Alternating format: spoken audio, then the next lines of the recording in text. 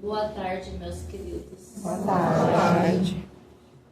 Que a paz do Mestre Jesus nos envolva, né, nessa tarde de bênçãos, de gratidão, de autoconhecimento, né, que liberta, que cura, né, que nos trata.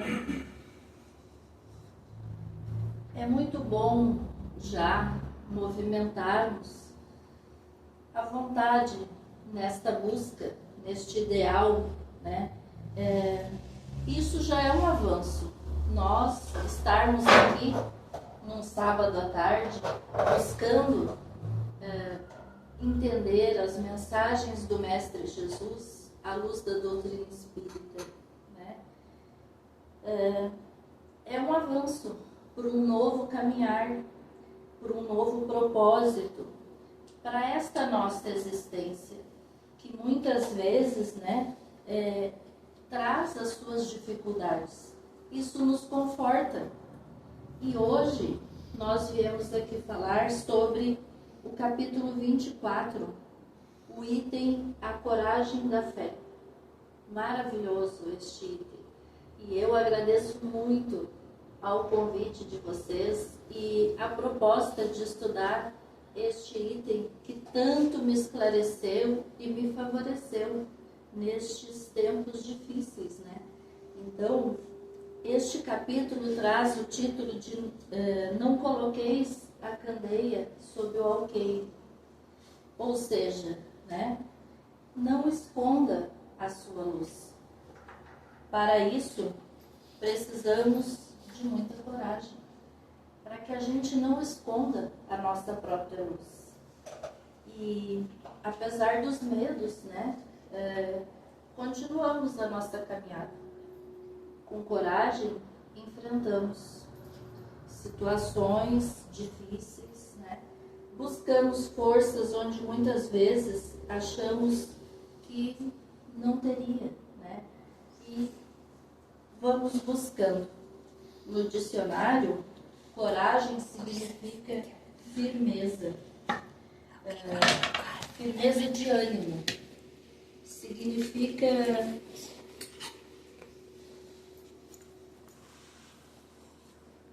ousadia, bravura, aquele que enfrenta, que se arrisca, que é valente. Assim está no dicionário. Mas será que existe dois tipos de coragem? Esta coragem e a coragem da fé, a coragem que Jesus nos ensina. Que coragem Jesus nos ensina? Porque Jesus vem resgatar alguns valores que para nós, às vezes, já estão esquecidos, né? Deturpados, transformados, por causa do nosso convívio, das pessoas com quem a gente vive, pela forma como a gente se posiciona muitas vezes, até mesmo no mundo. Então, ele, Jesus, vem nos trazer o sentido real do que é coragem. Daí a gente lembra que Jesus veio dizer assim, está lá em Mateus capítulo 5, versículo 39. Eu, porém, vos digo, não resistai ao perverso, mas a qualquer que te ferir na face direita, ofereça-lhe a esquerda. Difícil para nós, né? Porque aquele que revida, aquele que silencia, aquele que deixa passar, nós identificamos muitas vezes como fraco, né? Aquele que fica quietinho, que não revida, como assim? É um covarde. Assim nós muitas vezes entendemos. Então, vejamos como deturpamos os valores do Mestre, né? Por causa do quê? Do nosso egoísmo, do nosso orgulho.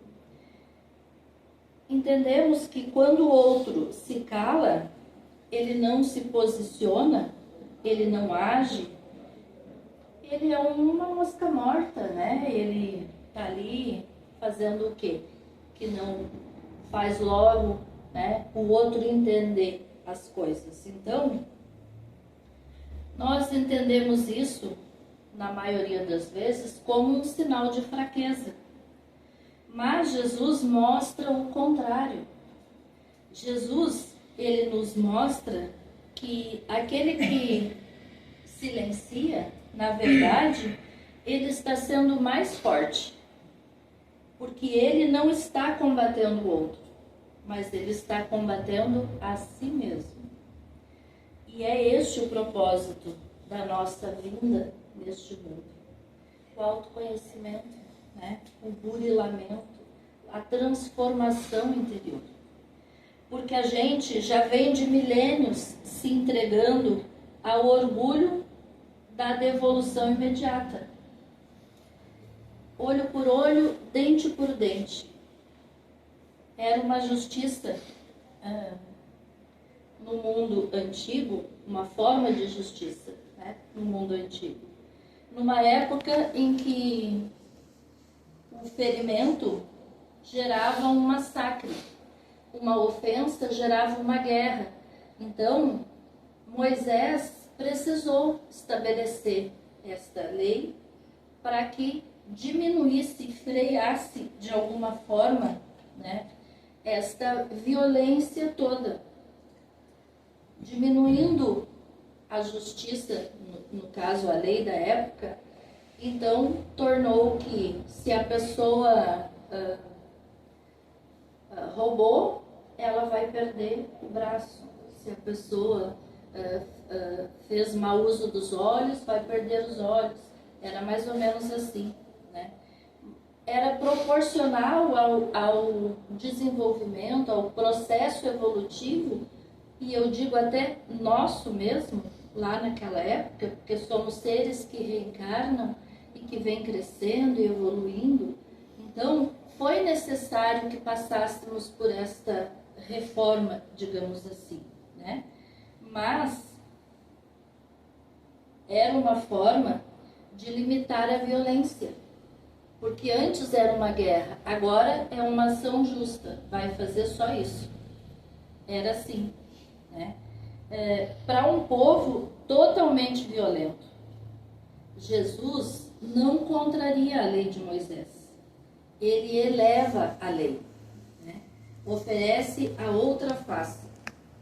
Não significa passividade diante do mal, mas recusar-se a responder violência com violência. Esta é a proposta de Jesus, né?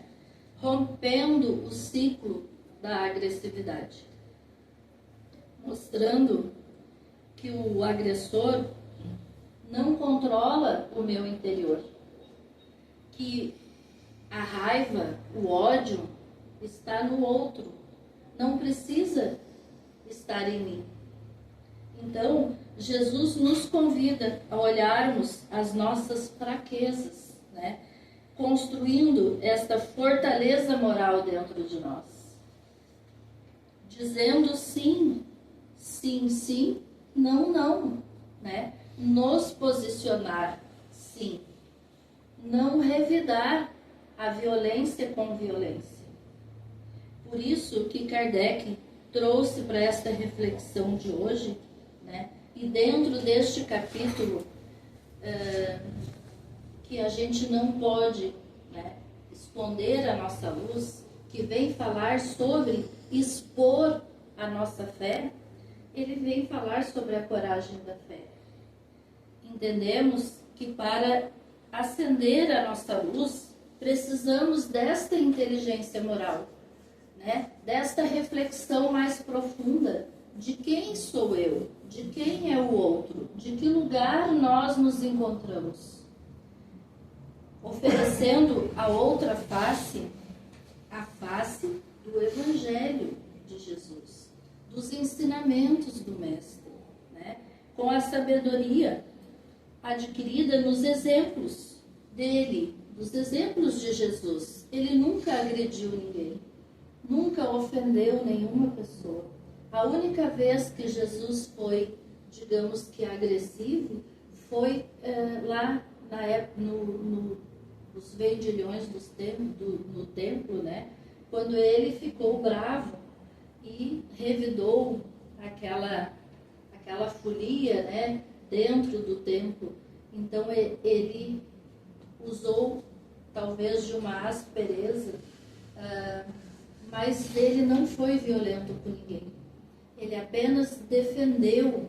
Então ali ele teve o quê? A coragem da fé, né? Ele defendeu a fé, a verdadeira fé. Ele defendeu o amor ao mestre. Então, com a sabedoria adquirida nos exemplos dele, vamos pensar antes, né? Agir depois e reagir nunca. Porque a reação é do bateu, levou. O agir é a dor, né? Aliás, o agir é dar um passo além, é sair daquele lugar, né, com reflexão, com inteligência, com pensamento, entendendo, buscando um ambiente mais saudável para pensar melhor sobre quaisquer que seja, né, o problema, a dificuldade de entendimento. Refletir e aí sim, né, sair daquele lugar rumo ao amor próprio e ao amor ao próximo, valorizando a vida além daquele momento, olhando para o todo. Numa Olimpíada, e agora eu vou contar 2 historinhas. Eu tenho quanto tempo? Eu tenho tempo e tem mais 15 minutos. Na Olimpíada, vocês todos devem ter assistido, porque a internet mostra o tempo todo e não é um caso ocorrido agora, mas ele de vez em quando volta nas redes sociais, que é de um corredor, né? Eles estavam correndo e ele estava próximo da chegada e tinha alguém na frente dele. E este que estava à frente, ele caiu. E aquele que estava, né, com tudo pronto para ser o campeão, porque ele ia chegar com certeza no momento certo, já que o outro tinha caído, o que ele fez? Ele parou, voltou lá e ajudou aquele que tinha caído, e foram os 2 até o ponto de chegada. E isso é muito interessante e nos faz pensar muito sobre estas questões. Porque nem tudo que nos é lícito, né, nos convém. Ele poderia, estaria fazendo alguma coisa errada, segundo as regras da corrida? Não. Mas moralmente, ele não achou justo, né? Então ele parou, foi lá e pensou, que mérito eu teria se eu vencesse só porque ele caiu? Ele seria o vencedor. Então é sobre isto, né, que a gente precisa entender. Um funcionário numa empresa, né, que chega assiduamente no horário, e aí todos os outros que chegam mais atrasados, fica fazendo corpo mole, né, bate o cartão, mas fica ali enrolando, não vai. Aí, aquele que faz o seu trabalho certinho, ele vira chacota. As pessoas começam, olha lá o puxa-saco, olha lá não sei o quê, né? Fica aqui, olha, vamos fazer tal coisa. A empresa está rica já, está milionária. Então, são esses os comentários que a gente ouve, né? Para colocar em prática o que é certo, é preciso coragem também, né? Porque senão eu me deixo levar pela onda, pela massa, pela sociedade, e passo a fazer errado porque todo mundo faz. precisamos de coragem para colocar em prática. Por isso, precisamos avaliar o nosso cotidiano, a nossa conduta, o tempo todo. É certo? Eu posso fazer? Jesus aprovaria? Por isso também que o Evangelho nos convida ao autoconhecimento, né? Avaliar os reais valores. Começamos a entender por que coragem da fé. Um está vinculado ao outro. São duas virtudes, coragem e fé. Pois precisamos de muita coragem para colocar em prática esses valores reais. Precisamos nos fidelizar e ser leais à nossa própria fé. Nós viemos há milênios crendo. Não basta só crer, é preciso saber. É preciso compreender, é preciso querer, é preciso mudar. E isso dá trabalho, né? Paulo acendeu a sua luz, precisou de muita coragem para viver a sua fé. Não é sobre o que erramos até aqui, mas é sobre a coragem de mudar, né? De aplicar em nós estes valores. Não basta saber, é preciso vivenciá-los. Então, depois que eu sei, já não basta mais só saber. Eu preciso, né, vivenciar as leis. O Evangelho nos convida a pegar essas verdades espirituais e colocar acima dos interesses materiais. Pois a maioria de nós coloca os interesses materiais acima dos espirituais, esquecendo que somos espíritos imortais. Somos seres espirituais, passando por uma experiência corpórea. Pelo candidato pessoal aqui. Com um único principal objetivo, que é evoluir, né? Nós estamos aqui para evoluir. E como é que eu faço isso? Buscando me conhecer melhor, cuidando dos meus irmãos, cuidando da minha caminhada, né? Perdoando, amando, deixando de lado tudo que pode ser prejudicial. Agir de acordo com os interesses pessoais somente por conveniência a mim mesmo? Será que é por aí? Eu digo, eu gosto, nós gostamos da doutrina dos espíritos, ela nos faz bem.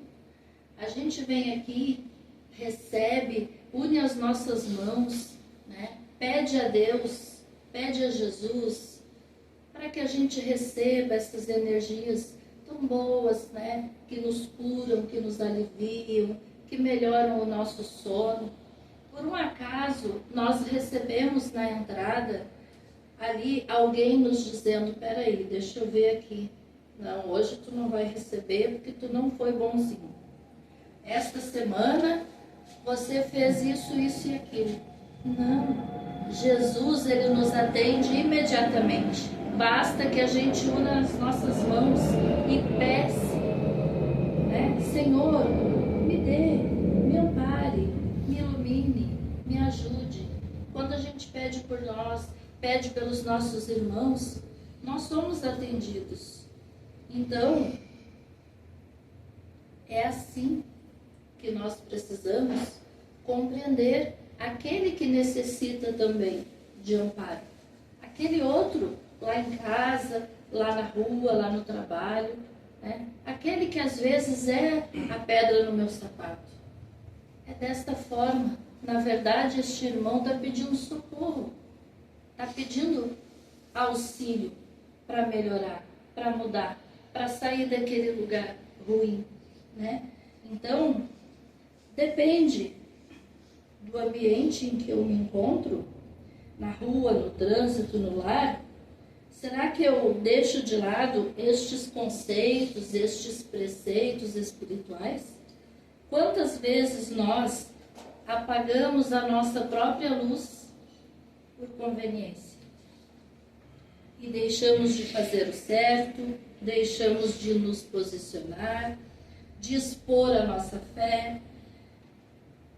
Não podemos ter vergonha, né? Defender a nossa fé com argumentos pacificantes e distribuir somente o que pode apacentar. Então, este é o objetivo do Evangelho. Por isso, Jesus diz: as recompensas celestes são para aqueles que não pediram as recompensas materiais na terra, porque a gente só vai colher aquilo que a gente planta. Nós somos imediatistas, queremos para já as recompensas. Entender isso liberta, traz serenidade, porque sabemos que colheremos os frutos no tempo certo. Nos momentos de dor, nos momentos de dificuldade, vamos compreender que os propósitos de Deus são muito maiores para as nossas vidas. Amém. Isso é coragem da fé. Compreender que é preciso plantar para poder colher. Apacenta as nossas almas.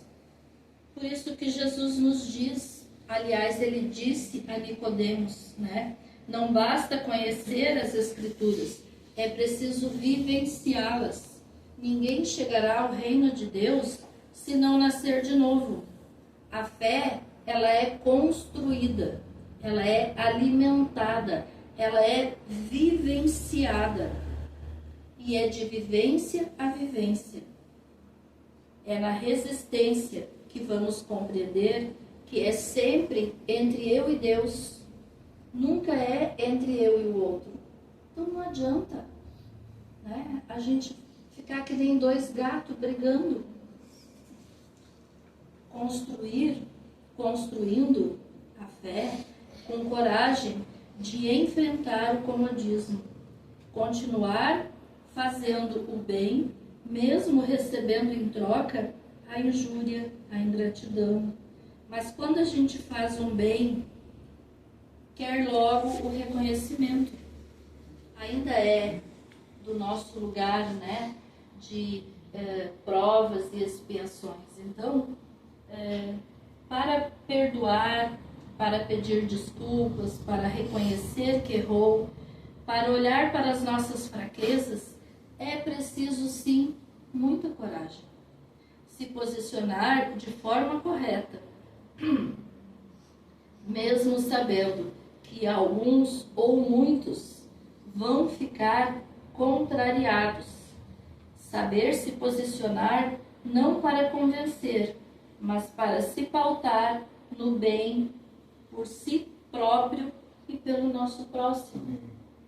Então, Kardec, numa de suas trajetórias, onde os trabalhadores do movimento estavam divididos, procuraram Kardec. Essa é uma falinha de Kardec. Está lá no tomo 1, quem estuda a doutrina, no último capítulo.